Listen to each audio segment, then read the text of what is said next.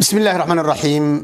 الحمد لله رب العالمين، وصلى الله وسلم وبارك على محمد وعلى آله وصحابته أجمعين، ما بعد. أيها الأحبة في الله، أحبكم في الله.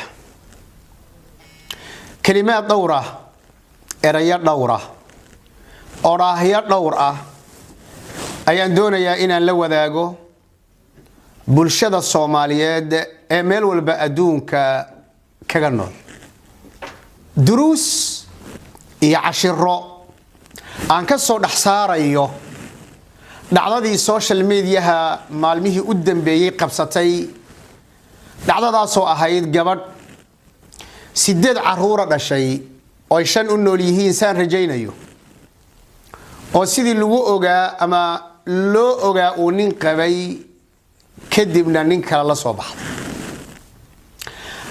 arintaasoo wareer aad u fara badan ka dhalisay social media iyo umuuman ummadda Soomaaliyeed. maxaa xaqiiqo ah, maxaa dhab ah, say wax u jiraan taa anigu hadda ma galayo, laakiin duruusta ku jirta baan doonayaa. qof walba meel buu ummadda wax uga faa'iideeyaa ama zaawiyad yar ayuu qof walba wax ka arkaa oo isleeyahay zaawiyada ama darishadaas cashir baa ku jira ummadda looga faa'iideeyo. cashirka koobaad wuxuu yahay axaadiista nabiga aan ku hormaray sallallahu alayhi wasallam, quraanka iyo sunnada iyo culumadaba ay aad ugu adkeeyeen shartinta guurka waliga ila uu nabigu ka yiraahdo sallallahu alayhi wasallam ayyuma imra'atin nukihat bighayri idhni waliyaha fanikahuha batilun fanikahuha batilun fanikahuha batil. gabadha wali la'aan la mehriyaa nikaaxeedu uu 3 jeer nabigu ku celiyay sallallahu alayhi wa alihi wasallam.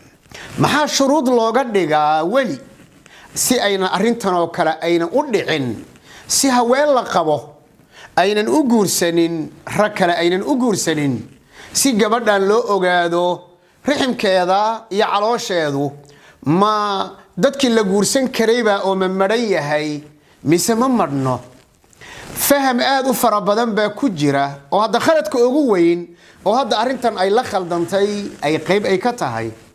waligu marka waa muhiim. ninka wax guursan haya darsiga labaad ee ku xiga waxa weeye hatta haday gabadhu ninka been u sheegto oo ay dhahdo, way dhacdaa marar badan gabadh cidda ku jirta oo dhahda cidda kuma jiro, wayna soo martaa oo ay gabadhu dhahdo waa hore la ifuray, hadda mar dhow baa la furay oo waxa laga yaabaa hal dhiig inay tirsatay. marar badan culimada su'aalaha la weydiiyay kamid tahay hatta haday gabadhu dhacdo inay degdegto.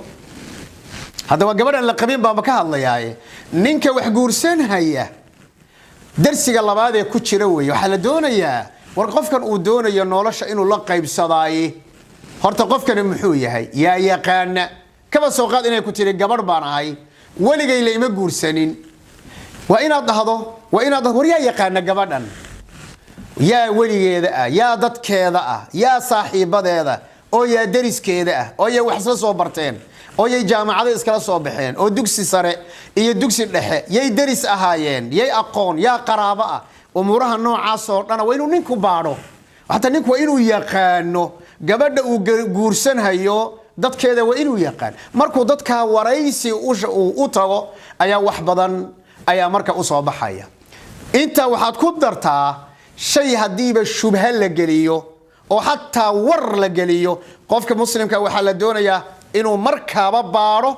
waayo laba arimood bay culimadu waxay dhahaan ka fiirsi badan bay u baahan yihiin.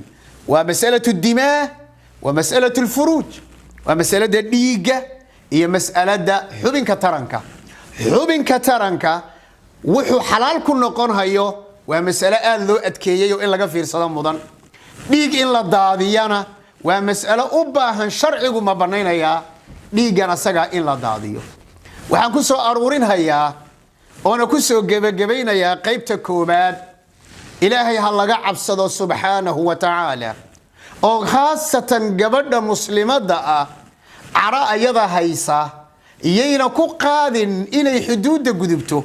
wakadalika rag oo kale raguna allah ka baqeen oo gabadh muslimadoo la qabo gabadha muslimadee la qabo xadgudubkeeda iska ilaali cuquubo adduunyo iyo cuquubo aakharo ayaa ka dhalan hadda maxaa yaala at-tawbatu nasuha at-tawbatu ila Allah ya ayuha alladhina aamanu tuubu ila Allah war ilaahi ha loo noqdo subhanahu wa ta'ala oo ilaahay dib ha loogu laabto subhanahu wa ta'ala kelimadaasi social media masaladii u dambeysay waxaan u mahad celinayaa rag aad u fara badan oo arintaasi isku dhabar jabiya inay xaqiiqadeeda keenaan marka ugu dambeysana guul iyo gobonimo ka gaadhay aad iyo aad baan ugu mahad celinayaa as'alullaha jalla jalaaluhu ilaahay inuu naga wada toobad aqbalo zallaadkeedana ilaahay uu noo dhaafo subhanahu wa ta'ala akhtaada aan galayna إلهي سبحانه وتعالى إنه وناقي أجور أنه وبدله إنه ولي ذلك والقادر عليه وصلى اللهم وسلم وبارك على محمد وعلى آله وصحابته أجمعين.